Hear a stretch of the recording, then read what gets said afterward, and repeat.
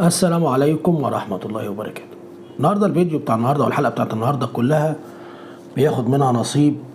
يعني الحلقة فيها فيديو مدته أكتر من 10 دقايق، كان حديث بين سلمان الانصاري وقناة RT الإنجليزية، وربنا يستر وما يحصلش بلاغ حقوق ملكية من هذه القناة على الحلقة بتاعتنا دي، لكن أنا هضطر إن أنا أحط لكم الفيديو كاملا بحيث ان احنا نسمعه، لانه ما ينفعش ان احنا نقطعه زي ما احنا بنعمل، ولكن ينبغي ان احنا نسمعه كله كاملا. العشر دقايق دول او العشر دقايق ونص دولت بيشرحوا لك حرفيا ماذا حدث في كواليس القمة العربية. الكواليس بتاعت القمة العربية احنا نجهل منها الكثير، وان تحدث سلمان الانصاري عن تنازلات من الطرفين، لكن لم يذكر حرفيا ما هي هذه التنازلات، ولكنه أكد أن الشروط الرئيسية والشروط الأساسية هي عودة اللاجئين بأمان إلى سوريا، وشروط أخرى هي أن يترك أي دولة محتلة الشمال السوري أو في سوريا عموما، أي دولة سواء كانت إيران أو أمريكا أو تركيا تترك المنطقة التي تحتلها في سوريا. وبيني وبينكم هو الشرط ده شرط قوي جدا وينبغي انه يتم تنفيذه، لكن هل الولايات المتحدة الامريكية التي تسرق البترول ليلا نهارا من الشمال السوري، والتي هي تعترض اساسا على رجوع سوريا الى الجامعة العربية، هتنسحب كده بسهولة؟ انا اشك في هذا الموضوع. ولو ان شروط امريكا نفسها على سوريا هي اللاجئين والشعب يرجع ومفيش مشاكل، ولكن اشك ان الكلام ده. المهم عشان ما نطولش على حضراتكم، هنسمع الحديث بتاع سلمان الانصاري مع المذيع، وهتلاقي فيه في النص كده المذيع بيقول له ما انتش مروح، انا لازم اكمل كلامي معاك. هي كانت نشرة اخبارية، بس قال له لا ده انت كلامك لذيذ قوي، ده انا عايز اكمل معاك شوية، عندي كده كام سؤال عايز اسألهم لك.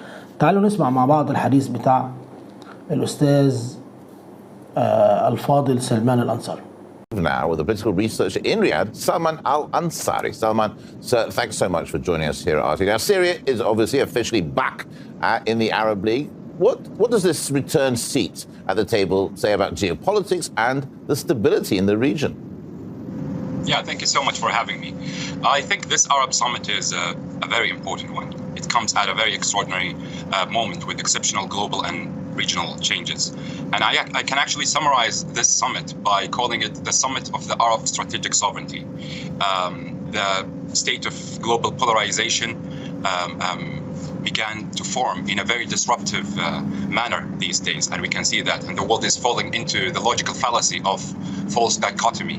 So either you are with the East camp or with the West one.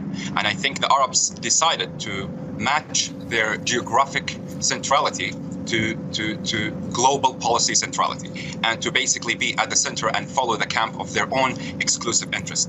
And as Fyodor Dostoevsky said, to go wrong in one's own way is better than to go right in someone else's. So overall, I think this Arab Summit is very important, not only for Syria or having Syria to be back to the Arab fold, but also for Sudan, for Yemen, for so many conflicts that we have been witnessing in the Arab world. And I think there are three pillars for this summit: the Arab strategic sovereignty, regional security, and economic partnership. And we hope this summit will have great outcomes that can actually put the region, the Arab region, on track.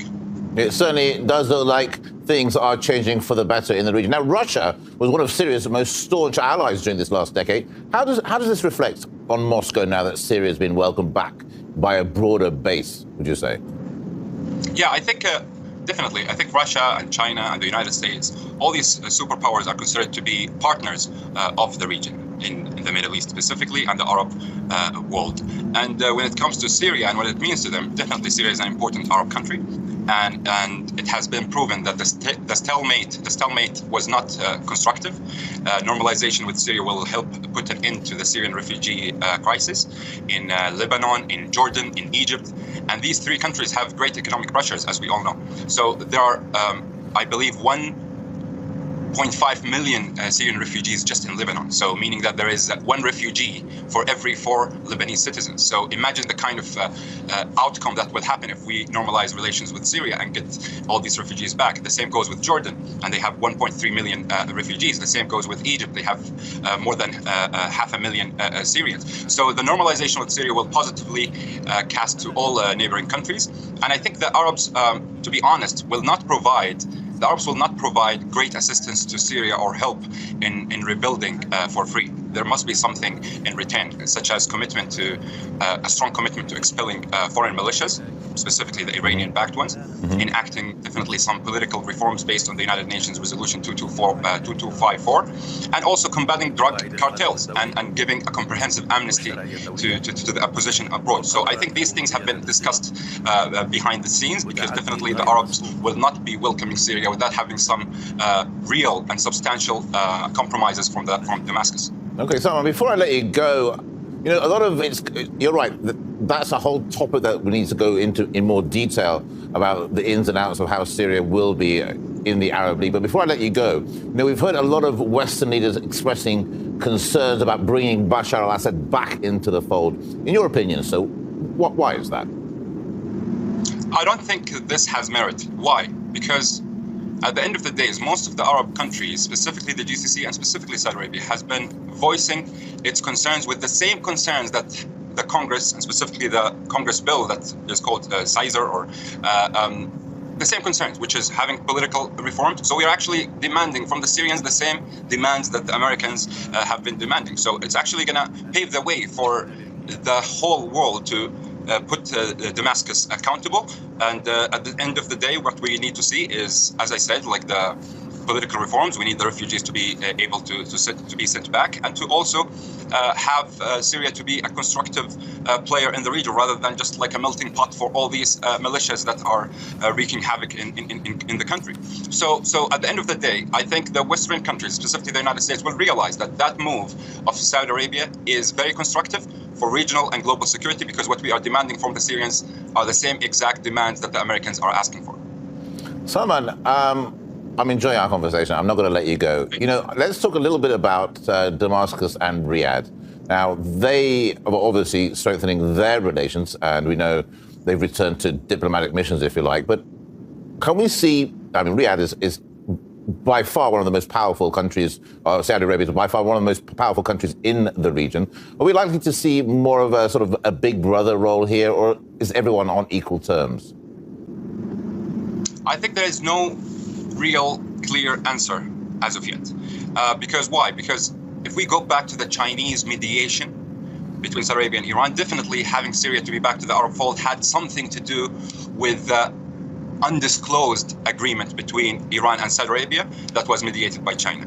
What kind of compromises that have been agreed upon, we don't know yet. Or have we just signed relations and to normalize relations to have them, to have the diplomatic, embassies and all these kind of things, and putting everything on the agendas? I don't think so. Definitely there has been some kind of compromises that have been agreed upon, but definitely Saudi Arabia will be taking a very constructive role when it comes to having Syria to be back to the Arab fold, but that's going to happen with heavy price. That heavy price should be actually happening in Damascus. Salman, before I get cut off, I got one more question from you. The world is changing. We can see that.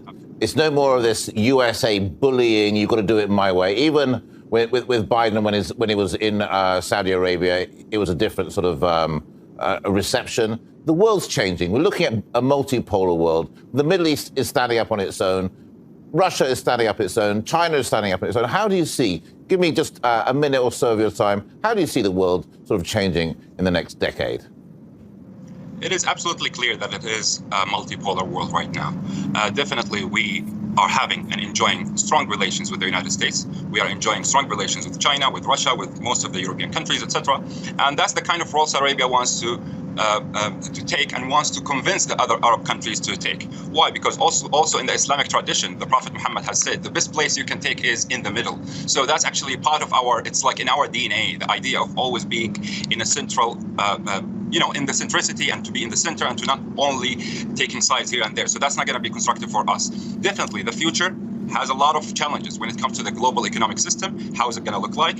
Who is going to be in charge of applying and taking the initiative of having the United Nations to be back to the game in a more constructive role rather than just taking sides? So a lot of challenges that we're going to face in the future, but that doesn't mean that we have to take a specific block over the other, because that's not going to be in the interest of ourselves, and it's not going to be in the interest of any nation that wants to prosper and build up good relations. What I would love to see definitely is to have really positive kind of momentum to be back. We want the Ukrainian-Russian issue to be ended. We know that there have been a lot of provocations from the United States against Russia. We know that, but at the same time, we don't believe that the Russians had enough justifications to invade Ukraine. But what we need to do is to have them to be back to the negotiating table. And the good thing is that the Ukrainian President Mr. Zelensky, has just arrived to Jeddah, and he actually tweeted about his priorities. Among them is energy partnership and a possible peace plan. So that in itself is good. So that shows that the Saudis have been talking with the Russians and also with the Ukrainians to have some sort of like a first step kind of move to de-escalate, because the idea of escalate to de-escalate is not going to work. What's going to work is de-escalate to de-escalate. Exactly. Salman, sadly, we have run out of time. Really enjoyed talking to you. Dialogue is key. Let's hope they all get to the table quickly. Thank you so much for joining me here today on RT. Pleasure talking to you, sir. Thanks again. أظن أنت كده استمتعت بهذا الحديث. الشروط، مخدرات، الاحتلال، أمريكا نفسها بيقول إن الطلبات دي أمريكا نفسها هي بتطلبها من سوريا، وكلام معناه إن السعودية نفسها بتسير على النهج الذي تشترطه أمريكا، مش انصياعا لأوامر أمريكا، لا، من أجل إن أمريكا ما يكونش لها حجة إن هي تتحدث في هذا الموضوع. لكن سابقا أنا قلت لحضراتكم انتظروا أي كارثة هتحصل في الشمال السوري بترتيب قطري أمريكي، زي قصة غاز الكلور أو الغازات اللي ضرب بيها من كم سنة الشمال السوري، وقال لك إن بشار هو اللي ضرب الشمال السوري والأطفال ماتت. لكن الموضوع ده بحسب الرواية الروسية إن الموضوع ده تم ترتيبه من قبل الولايات المتحدة الأمريكية والدواعش اللي هم بيدعموهم في الشمال السوري. أنا آسف جدا لهذه الحلقة التي تعتبر طويلة ما، لكن أشكركم جزيل الشكر وآسف مرة أخرى، والسلام عليكم ورحمة الله وبركاته.